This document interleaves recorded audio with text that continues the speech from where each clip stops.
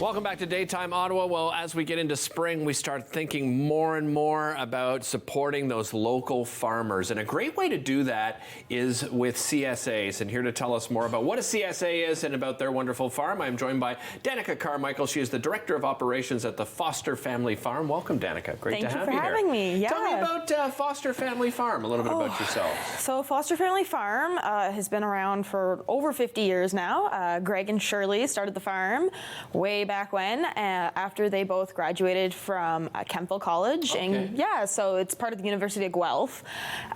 So they just started with a few acres, and they had sweet corn and beef cows. We don't have beef cows anymore. Okay. But they were selling corn at the end of the road, and it has just kind of grown so much since then. We have near like 15 roadside stands now, and we also wholesale to a lot of grocery stores in the Ottawa area. So yeah, and then part of the growth became our CSA program. Yeah, I'll get to that in just a moment. I'd like to talk about your role and how you came about working with Foster Family Farm. Yeah, it's actually kind of funny. So when I was 16, I, like every teenager, had a summer job, and I ended up with Foster's.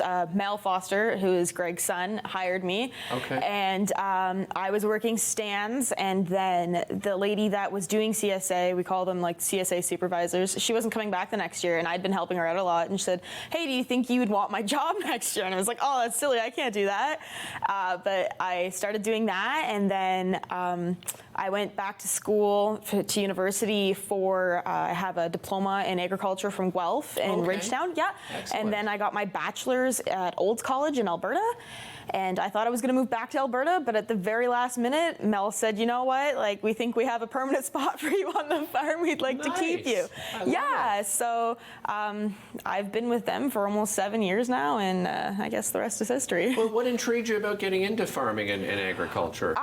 It's just, I come from a family farm myself too, and it's just something, there's never a dull moment. Ever.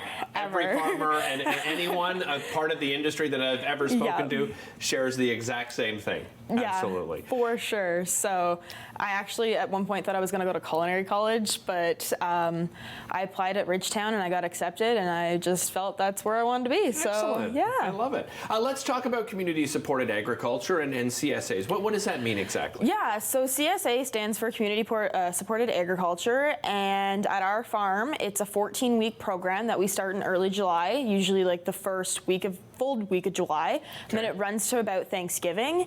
And we have different size options because evidently everyone's household is a different size. Right. So this box right here, this is what we call our full share. It's the biggest one that we offer, and sometimes the box is even fuller, like overflowing, basically. Overflowing, right? Especially in the fall when we have things like squashes and larger items like lots of potatoes and stuff. So we usually recommend that a family with children or people that really love veggies go for something like this. Okay. So the box right beside you. This is sort of the smaller box, right? If you're a couple. Yeah, so that's for our half share. We usually recommend a couple with like one child or two children for something like that, because there's still lots of veggies in there. Right.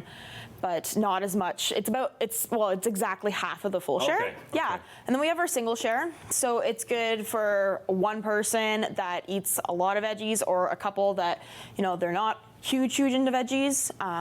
So we used to package in paper bags, but then things got wet and it just ripped. Yes. So we've kind of looked at alternate things, and So what is the purpose of a CSA exactly? So it's really to support, it's for the community to be able to support the farmers. So it's our crops kind of become the community's crops when they sign up for this program. Right. So we plan what we grow based on how many signups we get, so that we can just kind of make sure that we have enough. And they kind of share all the highs and lows with us. Yeah. So if things go really well in a year, you might get a lot of extra stuff in your box, but if they don't, unfortunately, there's not so much. Like we had some crop failures on strawberries a couple years ago. People weren't happy about it, but that's just kind of the way it goes with CSA. Right, yeah, of course. Yeah. And it's an investment, right? You're investing into your local farm, right? And I think it's great. So when you do, let's say, I go online, I subscribe, where do I pick it up? Do you have different drop-off points? Yeah, we have lots of different drop-off points. So there's tons of them. We have them at some of our roadside stands. Okay. You can come pick up right at the farm. For an extra fee, you can have me deliver it right to your house. So Okay. if you're not able to come pick up, then that's definitely a great option for you. Yeah, but if you check out our website, there's lots of different locations, and there's a little map that'll kind of help you decide which is the closest to you, and people will usually take it from there. You mentioned strawberries. I understand you can go to the farm, right, during strawberry season, and is it a pick your own? Yep, so we have pick your own and pre-pick. We find people really love doing the pick your own. Yeah. Lots of taste testing going on while they're doing the pick your own.